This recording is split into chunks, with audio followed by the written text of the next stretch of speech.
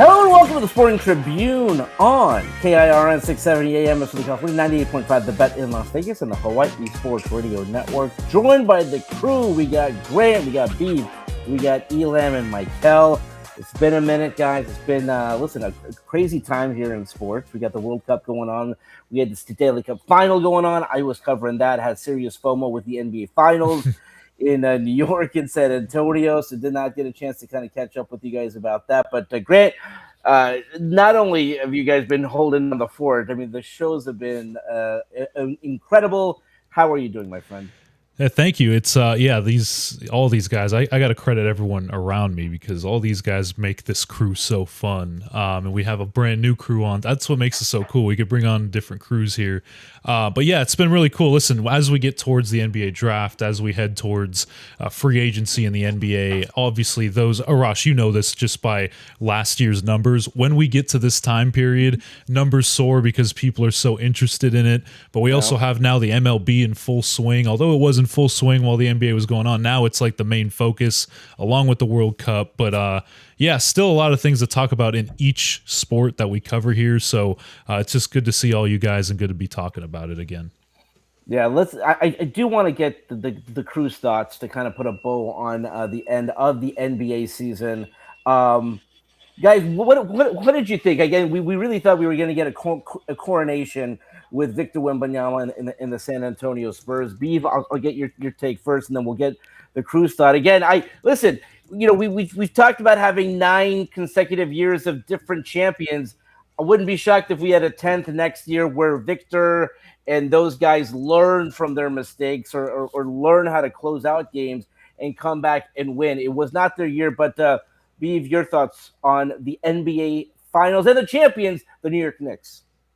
Go New York, go New York, go. That's how we started off, right? Front and center in regards to congratulations to the New York Knicks and winning the championship. And I was actually laughed off the stage with this take, but the NBA needed the Knicks and the Spurs, as it was reported that viewership was up since the 1990s. So you're seeing how when good teams are on the stage, how fans like to tune in and see what's going on. Now, from the Knicks' point of view, you saw, I would say, the best story written in which you see Jalen Brunson's taking a discount, bringing his homeboys in from college, and actually winning an NBA championship. That's like the best movie ever written in Hollywood, if Hollywood can get their hands on it. And if you look across the street, you see a young team that, they achieved the finals prematurely. They got there too early, and you saw the wheels fall off on a rookie San Antonio Spurs team from Dylan Harper, Castle. He's been in the league for a minute, but even Victor, the wheels fall off. You saw immaturity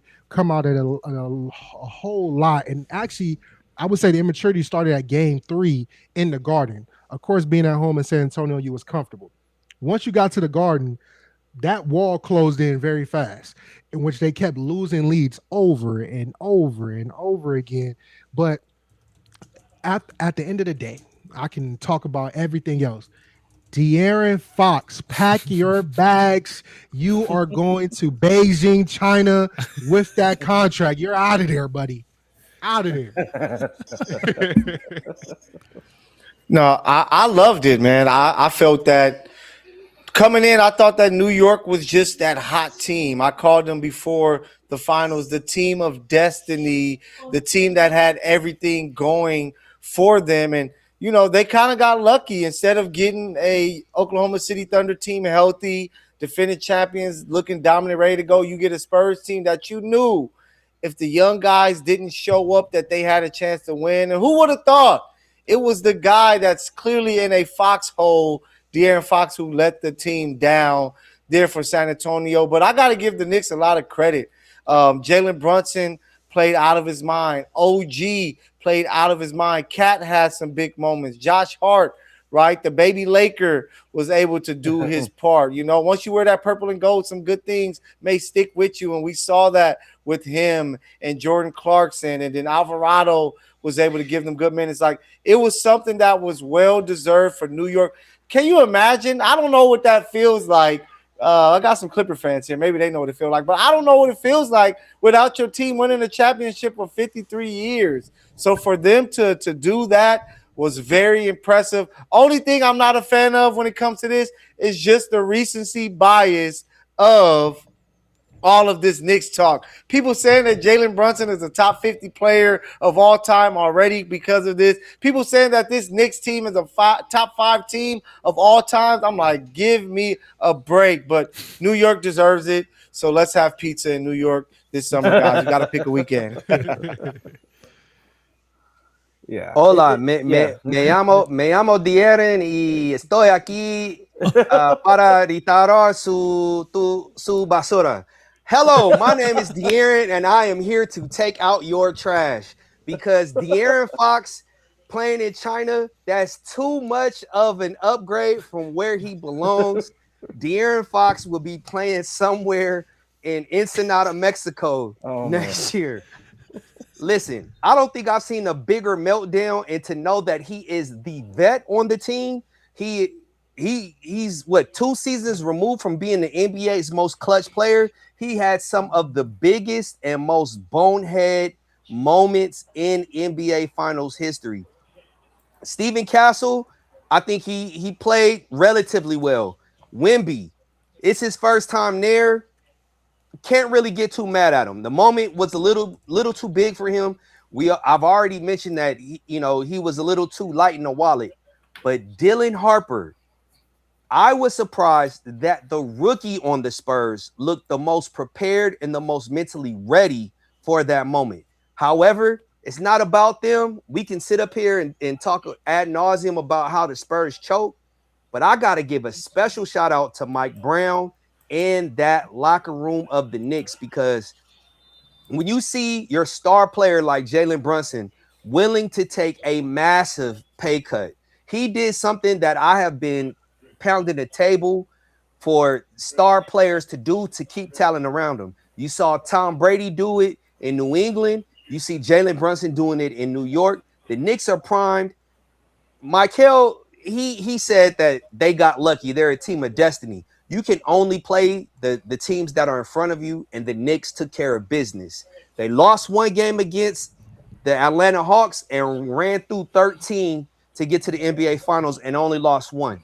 So I think this is more about the Knicks, the culture that they have built, and Mike Brown. I think he gets vindicated. He had been telling and admonishing De'Aaron Fox for making a bonehead play at the end of games and ended up costing him his job in Sacramento. This is why I say nothing past the Bay is worth going to go see in Northern California. But Mike Brown, I got to take off my proverbial cap to you and give you a special shout out. You were done dirty. You got dealt a bad hand here in Los Angeles because of certain stars. You went to Sacramento, got dealt a bad hand, went to the Warriors, and I think was able to glean a ton from that culture of winning and how to cultivate a winning environment and atmosphere that people enjoy and look forward to going to work daily. He was able to replicate that in New York, and after 53 years, the New York Knicks are world champions. Here's the bigger thing that I want to get into with this, because as I'm watching this play out, and Mykell, you're 100% right in terms of the totality of the season and this team. What you can't argue with, and I can't believe I'm even saying this, but these are just the stats. They did have a top 5 postseason. That's crazy to me. And I'm saying that, bro, and I cannot believe I'm saying this.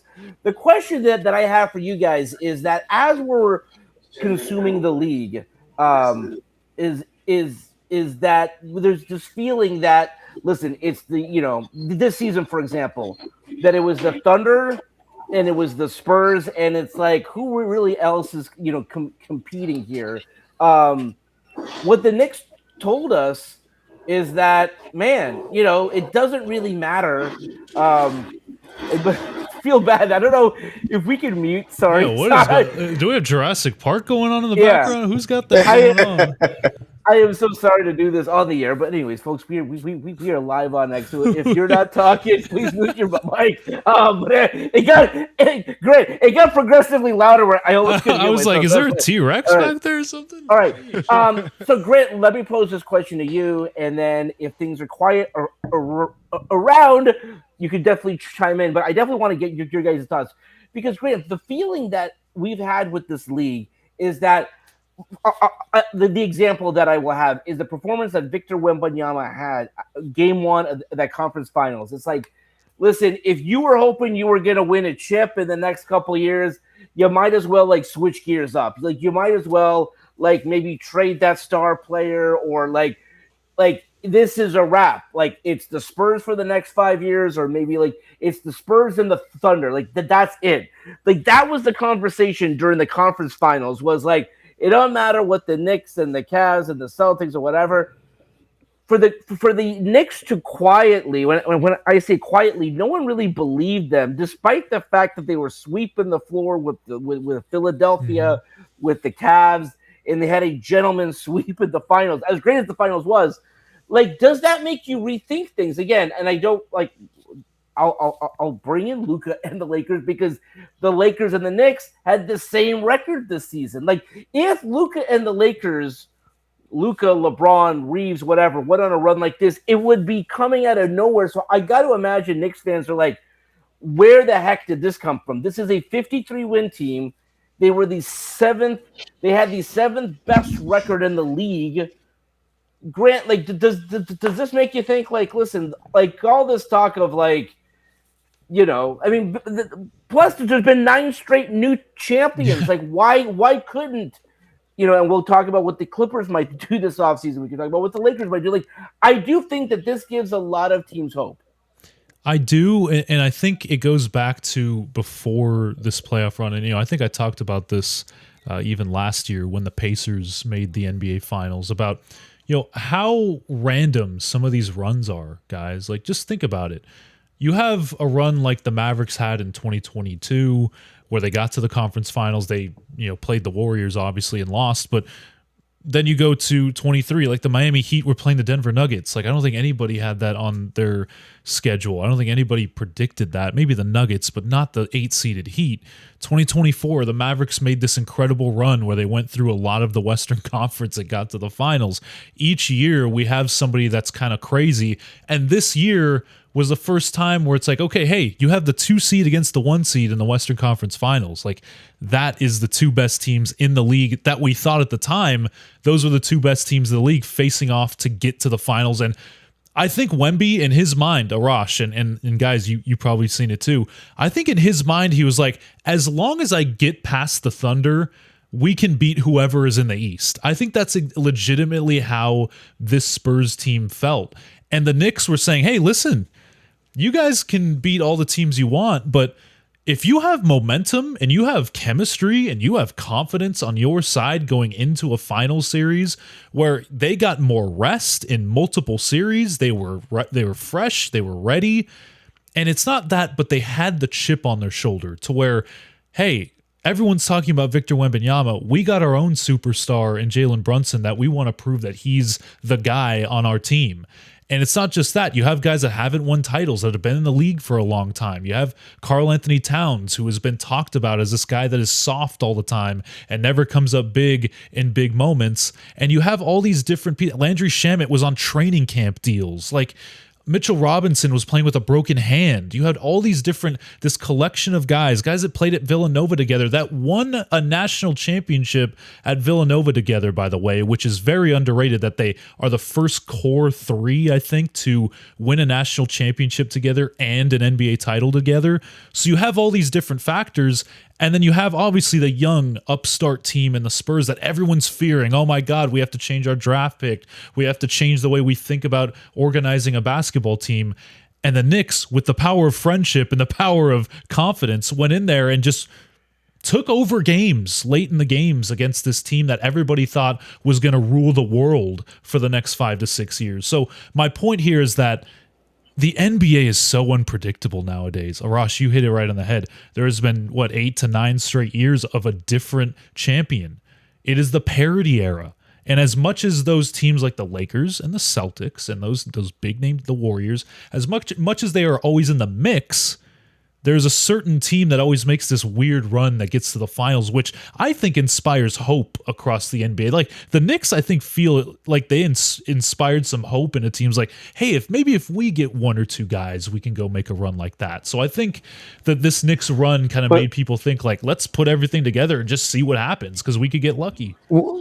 Grant, what this has shown me with this era of basketball that, shout out to the Knicks. They made a Dallas Mavericks 2011 type run in the postseason that, caught a lot of people off guard. And then some things happened for them, right? We expected to see them in Boston in the second round. Boston comes up short and falls to Philadelphia. And then Embiid is only healthy enough to play one game. So they sweep them. And then you get lucky and you get to face James Harden in a playoff series that matters. Your team is most likely going to win, and that's exactly what happened. And then you avoid the juggernaut of OKC. But what this has really shown me, guys, is that there isn't truly that one dominant player that everybody should fear that takes over along with his squad in the playoffs. Like we saw that when in the 90s, you had Michael Jordan and what he was able to do with the Bulls. And then in the 2000s, you had Kobe and Tim Duncan. They were the guys. And then the 2010s, you had Steph Curry and the Warriors. And, LeBron, wherever he went, was going to be there. You just don't have those guys that like I am going to count on him no matter what. As long as his team is healthy, that they're going to get to the finals and have a chance to compete. There really isn't a guy like a lot of people try to throw that on Jokic because of the 3 MVPs, but he isn't that guy clearly in the postseason. And you're just starting to notice that, it's your opportunity. If you're a team out there, is like there's not that one guy. That's why Wemby is so special, because he could be that throwback guy like the Shaqs, the Kobes, the Jordans, the LeBrons, the Currys, the Magics, Kareems, Bird. He can be that one guy. So that's why it's like, hey, win your championships now, because eventually Wemby and his Spurs team is going to go on a run to where nobody else is going to feel like they can win. So shout out to the Knicks for taking advantage. Well, I would say this. like this too. Oh, go ahead. No, go on, bro. Go on. I was going to say, I would look at it like this. You do have a dominant player you do have a lot of dominant players, but all of them are young. You have to think about the landscape of the NBA when you look at the early 2000s and the early 90s, when you had a lot of seasoned vets that was just clawing and trying to find their way to the finals, right? You had like Allen Iverson, you had Kobe Bryant, you had a team in the Sacramento Kings with Chris Webber and all these Lottie Divac and all these people that were clawing their way, trying to make it there. But if you're looking at the NBA landscape today, it's a young landscape. And with that being said, you're going to have a few people that are going to make it, and you're going to have a few people that are going to make it and just be immature in how they get to the finals and losing in the end, what the Spurs is doing right now. If you're looking at the Knicks, you're definitely looking at going away from the big 3 ideology, right? If you're looking at the Knicks, you don't have a legitimate bona fide star. Yes, I can look at Jalen Brunson now as being a very vital small guard type of player, but he took over in the 4, but I can't see him being the stud that's going to take over every single game. Now, did he rattle the Spurs being a disruptor? Yes, because again, Castle was getting in foul trouble. You had Harper, he had a different assignments and who he had to lock up. But then when Brunson got locked up, who took over? OG took over. If it wasn't OG, it was going to be Cat. So it was multiple players that could take over at any time. Even Hart took over some games. He was shooting threes, and I was shocked by that, right? So it was multiple things that the Knicks were doing that the Spurs were just unprepared for. But I would say this as a whole view of the NBA, you will see the Spurs again. The landscape of the West is going to be pretty much OKC versus the Spurs going forward, with a caveat of a little bit of the Denver if they can get right, and maybe the Lakers if they can actually find a center and role players that can fit in their payroll. And if you look at the East is really boiling down to the Knicks, the Indiana Pacers when Tyrese Halliburton comes back, And I would definitely say on the verge, it would be the Detroit Pistons if they could find a supporting cast for K. Celtics, too. That is, and the Celtics, Yeah. if they can figure out Jaylen Brown issue, Yeah. if he's going to stay or he's going to go. So, but the top three is going to be the Knicks, Detroit, and the Pacers until we find out what's going on with Boston and other teams down the road. I think there's too much ballyhoo around youth. I disagree. I don't think the NBA is having a resurgence of youth. I don't think this is a youth movement. I think if you go back to 2019, starting with the Toronto Raptors, moving forward, literally the best team has won. Not the best collection of talent. You don't need a big three because you can look at Milwaukee with Chris Middleton, Giannis, and a whole bunch of players that probably are going to be doing podcasts and selling insurance in a few years. They won the title. It's literally the best 12 to 15 guys that fit, that are willing to sacrifice and play for one another and play together, that has hoisted the Larry O'Brien trophy. Going back to Denver, right? No one saw, well, I told Mykell that Denver was a legit champion and that they could win. He didn't believe it. He said he had to see it in order for it to happen. It happened, then all of a sudden he believes, right? I told Mykell They haven't won since. I said Jalen Brunson was a top 5 player in the NBA. He thought I was crazy. He said he had to see it to believe it. Now, guess what? Jalen Brunson he's hoisted the Good take. the Elam. Bill Russell finals. Terrible take. The Bill Russell finals, Yeah, Bill Russell MVP trophy. Mhm. So it's crazy to me on how, again, you have players like Jalen Brunson who are the leaders, who is the face of the franchise, who are willing to make sacrifices for the greater good, for the benefit of the collective. And if you go back to 2019, there's a reason that there has been a different champion every year. Sometimes you just don't like the collection of people that you have to go to work with, and that has an impact on the product on the court. I absolutely love this because this right here is showing me, and as somebody who believes that synergy and chemistry matters, is the most paramount thing. It trumps talent 9 times out of 10. It gives me the justification and the ammunition to show that, hey, if I like the people that I work with and I'm willing to run through a wall for them, there's nothing that we can't do. And so shout out to the Knicks. They had the best team. Yeah, but by the way, like 100%. I mean, I just, and then by the time the finals rolled around, you saw this team and this collective come together. Because I think one of the most impressive things is the way that Knicks team closed out games, the way that they blew out teams. Again, they did not blow out the Spurs in the finals, but what they did do was come back from 29 down, 20 down, 15 down. The way that they closed out these games, so they really played that way regardless. Even during the course of the playoffs in the East, they turned a 10 to 15 point lead into a 20, 25 point, 30 point lead. They did not give up, and they closed out and they won a title, and it was amazing to watch. All right, we're going to leave it there for now. I want to get this crew's thoughts on a couple of things. I do want to get their thoughts on the Clippers because I was not a part of the show. A lot going down there. But I want to get your guys' thoughts also on the World Cup being in our backyard. Your thoughts on the job that SoFi Stadium is doing, Los Angeles is doing. Are you guys excited? Are you watching all these games? I want to get into that when we come back right here on KIRN 670 AM in Southern California, 98.5 The Bet in Las Vegas, and the Hawaii Sports Radio Network. It's all coming together. Piles of statistics, pages of box scores, years of wisdom right here if I could just find my pen. What's up? Oh, I'm just compiling all the top sports scores, news, and odds so I can make the very best bets. Oh, me too. And done. What? BetOnline.ag, the best online betting site. BetOnline.ag. A little easier than what you got going on here. Thanks.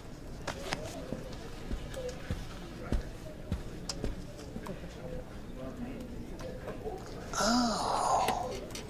Huh. Join today and use promo code BETNOW to receive your 50% welcome bonus at betonline.ag. All right, welcome back to the Sporting Tribune today on KIRN 670 AM in Southern California, 98.5 The Bet in Las Vegas, on the Hawaii Sports Radio Network. I missed the show, but I tuned in, and again, no one knows the Clippers quite like Grant and Beav. Mykell is at these games, and so is ELamb, but they are not invested in the Clippers, but we'll save that conversation for another day.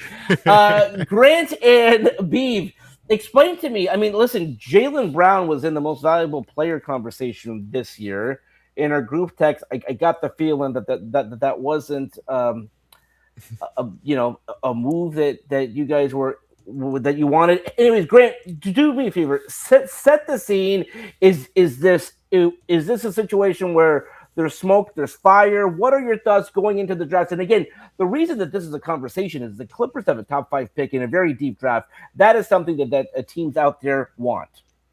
I will say this is that the reason we're hearing about the Clippers being in the Ja Morant trade to Miami, what we're hearing about the Giannis trade to Boston, the Jaylen Brown thing, the reason we're hearing all that is, I believe, 2 things. Number one, the Clippers are weighing their options, which is perfectly fine for a team with the 5th overall pick, and especially a team that, in my opinion, is not in a rebuild situation. Now, should they pivot to that? In my opinion, yes. But they are not in that situation internally right now. They still believe they're in that competitive window. So that's number one. Number 2 is, whenever a player like that comes up, you have to at least entertain the offer, like give an offer over and say, hey, Jaylen Brown is a pretty darn good player, like all NBA type talent, already won a championship. We saw what he could do as the number 1 guy. He's younger than Kawhi Leonard. He could be a number 1 guy on a team, not a championship team, because obviously they didn't win the championship with just him, but he led that Celtics team to a 56-win season, which is not nothing. And also, I'll give you one more. Number 3 is that maybe the Clippers don't really feel comfortable with any of the options at number 5. Now, that does seem crazy with the amount of talent that there is at the number 5 pick, where you have the choice of Darius Acuff Jr., Mykell Brown Jr., Kingston Flemings, Braden Burries, Keaton Wagler. That group of guys, I truly believe the Clippers believe this, and I said this on last night's show, but I'm going to say it again. The Clippers truly believe that Darius Garland is a fundamental core piece of their foundation for the next couple years, or maybe even the future. They absolutely believe that. They wouldn't have traded for that type of player without believing that. And you can't cut bait on a guy like Darius Garland that quickly, where you didn't even get a full sample size of him fully healthy. And again, people may disagree with that. I am just trying to tell you how the front office probably thinks. So with all that being said, the Clippers are now firmly in all of these talks, because when you have the 5th pick and other organizations, guys, realize that, hey, if you don't want to rebuild, well, maybe we'll give you a good player in return. We want to rebuild. We'll take the 5th pick. So I think it's just due process, like business, but that does not mean that the Clippers aren't interested. I think they're just weighing all of their options right now. I would like for, I heard per sources to stop. Oh, here we go. Stop. I'm hearing. I'm hearing. I heard per sources. I wanted to stop, for the simple fact that is the Clippers are going to draft at number 5. Period. Point blank. Stop putting the Clippers in the Anthony Davis trade. Stop putting the Clippers in Jaylen Brown trade. Stop putting the Clippers in any of these trades, because if we're looking at it respectfully, I do respect everyone that posts everything, right? The Atlantic and other places, but the trades do not make sense into where I'm trading half of my draft capital out the door for one player. It doesn't make sense. You had to trade to where the Bucks was reaping the benefits from the Clippers and the Heat to get everybody get what they get. It doesn't make sense. You're sending your 5th round pick. You're sending the protected 29th pick from Indiana. in a trade, it doesn't make sense. The name of the game, and I don't think people understands. I don't think fans understand, is draft capital. To make trades move, you need draft capital because we know with the CBA and how contracts are constructed, if the contracts are not laid out identically, you're going to have a hard time moving a player off the books. So you have to create draft capital. How you look at OKC and how OKC is doing. They have a lot of draft capital. If you're looking at other teams, Utah is always in the top. They have draft capital. You have all these teams with draft capital. Now, granted, Utah is not moving the needle yet, but they have enough draft capital to do what they need to do and move pieces where they need to move. Now, Clippers do one thing the Clippers need to do is draft for talent. Do not draft for fit. If you sit here and draft for fit, you're going to be looking at your fans in the Intuit Dome, wondering why the seats are empty. You have to draft for talent. We are not a team that's going to win a championship tomorrow, right? We're not a team that's going to win a championship in the year after. But you need to draft for talent because the one thing is, it's never wrong to have too much talent. Because if I have too much talent, I can start building trade packages to fit around certain players that I ideology-wise feel that is going to fit with the Clippers. The Clippers need to draft Darius Acuff. It's a no-brainer. And stop looking at that because at the end of the day, and I love Darius Garland, he's damaged goods. And we've been through that with Kawhi. We do not want to look at it again with Darius Garland. First of all, I'm not sure if you Clipper fans out there have seen this trade on Bleacher Report, but that looks like a solid trade to me. If you can add Anthony Davis without trading the number 5 pick, you lose Derrick Jones, Bradley Beal, Bogdanovich, Brook Lopez, Batum.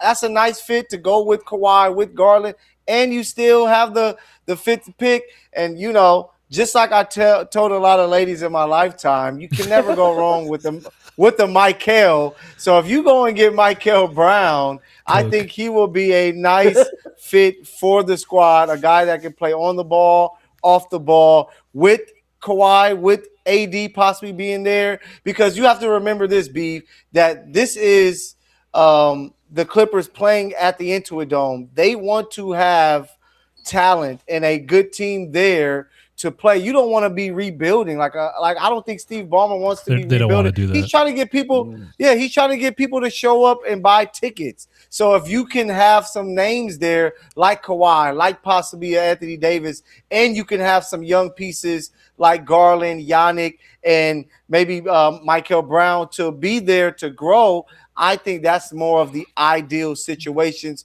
for management, for the players, and for the fans, so that they can be looking forward to it. And then after watching the Knicks win, it's like, hey, if we can just get things right, maybe we can be that team to make a run in a league full of parity. So that's the way I will be going. You can never go wrong with a Mykell. So make sure you guys remember that. And it's funny that you say that, Mykell, because every Mykell that I know is always wrong. And you have just given me the 10,000 and number 2 reason why I think you would make the absolute worst GM. Trading for AD would be absolutely horrendous. It's the absolute worst thing that the Clippers could do. Now, the only saving grace in that scenario would be coming off of Bradley Beal. But when the Clippers acquired James Harden to pair with Kawhi Leonard, you were talking about, hey, you know what? The Clippers are title contenders. And I said, what? If the Clippers could remain healthy, right? And you're going to go potentially trade for a player that cannot stay healthy. If he sneezes too hard, he will not just Anthony Davis. Yes. I'm talking about just adding a star guy next to. I don't think you're going to have to trade the 5th pick because they have so much to trade. I'm going to show you how to cook. I'm going to show you how to cook. You got to understand, draft season, there are a ton of useful idiots, right? The draft is full of smoke and mirrors. You have this source, this team, this agent who has a clear agenda of trying to get this player, this asset moved. And so you're going to hear a ton of trade rumors, right? Somebody is going to float something to the Athletics. Somebody is going to float something to TST. Somebody's going to float something to the LA Times. Guess what? Probably none of it is true, right? Because what's really going to happen, they're going to keep their cards close to the vest. Now, if the Clippers were prudent, if the Clippers were smart, if the Clippers wanted to extend their window, I believe the Jaylen Brown trade would be the most ideal for them. Reason being is because I agree. You have to factor into the calculus. The aspiration decision is coming. It's looming. And the Clippers do not want to be holding the bag. If something happens to Kawhi Leonard to where they get absolutely nothing for him, and they have to give up draft assets, they're going to look like fools because now they have an opportunity to acquire a young player who is an MVP caliber player in Jaylen Brown, right? To make the focal point, the centerpiece of whatever it is that you're going to build here in Los Angeles. He's as deft as Kawhi is defensively at this particular juncture. And so you have to factor all of the variables into the calculus and say, hey, given the parameters that we know, we have to make this decision. Because I guarantee you, if they say, you know what, we're going to stay pat and not do anything and just hope that the league, lobbies in our favor, and it works out against them. Not only could they lose Kawhi, but they lose future draft capital. You're going to wish that you would have acquired some younger version of Kawhi Leonard to help rebuild your future. So if whatever it is that you can get for Kawhi, if you got to trade the 5th pick or the 29th pick to pair with Kawhi, I try to keep one of those 2 picks. But if you're telling don't trade 5. If you're telling I wouldn't trade 5. If you're telling me I can come off of Bradley Beal, Brook Lopez, and some other contracts that I'm not too excited about, and not be stuck holding this Kawhi Leonard bag if it goes awry, and acquire a young Jaylen Brown, why wouldn't I do that? That is a smart, prudent move. Because the Clippers drafting for talent landed them Blake Griffin, right? Who got injured his rookie year. It got them drafting Mykell Mathieu, 1 overall. Legend. Shout out. Sooner or later, you have to truly assess and evaluate your draft strategy and say, hey, this is the direction that we are going to travel. This is the road that we need to go down. Everybody thought the Oklahoma City Thunder had got fleeced when they traded Paul George to the Clippers. How did that turn out? They got not only a championship out of it, they got a 2-time MVP and a bevy of other picks that they have been able to utilize to build a behemoth. It didn't work out this year because people got injured, but guess what? Yeah. Oklahoma City is going to be right back. But that's why ideally I think that you just blow this thing up, but it's just hard to do because they want to sell tickets. So that's why they're in a tough spot, right? Like Lawrence Frank is in a very tough spot trying to figure out how to do this right because it is the Intuit Dome going into its 3rd year. You want to make, you want to sell tickets. You have the Lakers across town. Fans are going to have to want to come. So I believe keeping that 5th pick is going to be ideal because it is going to be a young stud that you can say, hey, we got this player with Garland and Yannick. That's our future. We're going to make other moves around them, right, which may add a veteran to that bunch by trading some future stuff to make sure that we compete now and later. So it's just going to be tough for the Clippers. If it was me, I would blow it all up, but I'm thinking also of the business aspect of it to where they're like, hey, we need people to show up, and veterans help do that. Hold on. Let's not act like the Intuit Dome is Staples Center. It's not SoFi. Again, it is the LA Memorial Sports Arena with bells and whistles, right? If the Clippers want to sell tickets, guess what? They've done it before. Give away 2 tickets for each tank of gas that people buy at 76 gas stations. Nobody's coming to the Clipper game. The Clipper game didn't sell out. The arena wasn't full on the opening night of the arena. Hey, What are we talking about here? They're gonna come and see Anthony Davis, man. I'm telling you. Arash, wait. Hold on. I want to point on the stream here. So this guy right here. Let's see, that guy over there, the one in the corner. All of these guys attend Clipper games, and they are enjoying themselves. They're eating the awesome food there. They love the high tech stuff. They get nice parking. These guys enjoy the fruits of the Clippers' labor, and they are out here bashing the team. I'm there to work. I'm there to work, man. I'm there as a journalist. You guys look happy as it can be when you guys are inside Intuit Dome. I get to see you. I get to see you, brother. I'll be the first one to say, when I see my friends, when I see you guys in the media lounge eating some of the top tier food, I think Intuit Dome has the Intuit Dome only rivals SoFi Stadium when it comes to the food that they serve journalists. But did the sports arena do that? To eat food. I've never covered a game at the sports arena. So I wouldn't be able to cheeseburgers. Yeah, cheeseburgers and it was not good. Tater tots. It was not good. But the thing is, I'm not there to be a food critic. If Arash wants me to go and sample all the food and Intuit and write an article, I will gladly do that, because there are some great places to get some great food in the Intuit Dome.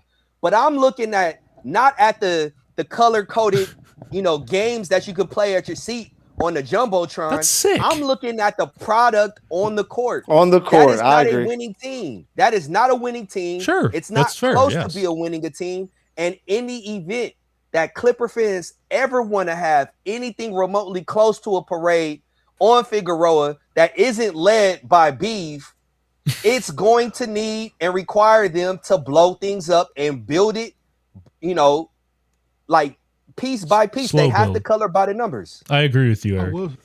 I will say this though, right?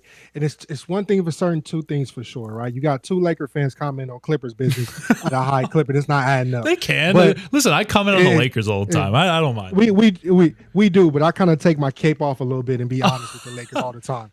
But one thing I will say, the draft is stacked. I'm on a youth movement. I've been saying this to Grant all the time in regards to the youth is key. You can sit here all the time and keep looking for veterans to plug and play, but we're seeing how this is going. And honestly, I want to go back to that OKC trade, because in the scheme of things, SGA wasn't even really part of that trade. It was really Terrence Mann. And a lot of people keep forgetting that, because when it broke at first, then it went back and went to SGA. So that's the real back end part of that trade, and all that draft capital definitely was a fleece from the get-go. If you would have talked to me, I said, why are we sending so much to go get PG? Now, people can argue, well, he was this and that. Stat-wise, I don't care. You shouldn't be sending out all your living room plus the kitchen room plus a RV to go get one person. It doesn't make sense overall. Two people, but two players. But the Clippers need to do this, right? And we can sit here and keep pointing fingers all day. The name of the game is to stay in the positive when it comes to the capital and the CBA, and also being youthful enough to let players grow and develop, right? One issue that the Clippers had prior, and a lot of people don't even look at this, was the Clippers really didn't have a G League team. So they really didn't have a forming system prior when other teams had one to develop talent. So now, since you have this form system, it's time to pour into the form system. What? Draft accordingly. Keep your 5th round pick, develop it. If you draft picks 30 later in the round, develop those picks, right? We see how Kobe Sanders turned out late in the season. We see how flashes of Giannis was taking place, and we were so shocked when Giannis was picked. We was like, who is this kid? He didn't do nothing, and he turned out to be actually good. But do not spend your draft capital chasing stars that are disgruntled in other areas to bring them to your town and think it's going to turn out to be good. And can I ask Mykell, or whoever, I forgot who said it. This might have been Mykell, but if the Clippers cared so much about having stardom and having superstars or well-known names in their building, why would they trade James Harden and Ivica Zubac? Zubac was loved by Clipper. People would come, and I know this sounds crazy, but fans loved that guy, and they would come out to see Ivica Zubac. James Harden is well known by literally everybody in the NBA. He has a huge fan base, and they still traded him. So why would you do all that if you cared so much about just putting people in the seats. They wanted to plan ahead. Like they're like, hey, we got to do this now so that we can be ready and, hopefully get some new players. But guess what, guys? I don't want to keep talking about the Clippers. Let's talk about the World Cup, Arash. I'm tired of talking about the Clippers. Let's talk the World Cup. But Mykell, that was a good transition because we will close out on this. And Grant, I'm going to go back to you here because I really, and again, it's not fully developed yet. It will be when the Super Bowl comes around. But, where they have the media going into for the World Cup, you really get a sense of what they've built there, not only with the Intuit Dome, the Cosm, Hollywood Park, the lake, the hotel. And SoFi just looks so amazing in these games. Again, we know SoFi looks amazing, but they have natural grass. Oh, yeah. And I just keep thinking, like, I know they spent a ton of money bringing the World Cup, but there is not anyone who has gone to a game who doesn't come out thinking that is the most amazing, most beautiful facility I have ever seen. Part of it's because of the grass. Part of it's because the weather's been great. Part of it's because, like, more people are hanging around that lake and taking pictures than I ever see during the course of the season. It looks amazing. Grant, again, I don't know if you're going to, tickets are not cheap, so that's a problem that they should fix. But how have you been consuming the World Cup, and what have you thought so far? Yeah, I thought I think it's just really cool to see fans from other countries come to these weird cities. Like, and I know this is not a bash at you, Mykell, but Kansas City is not like a marquee place to go to. But Arrowhead Stadium,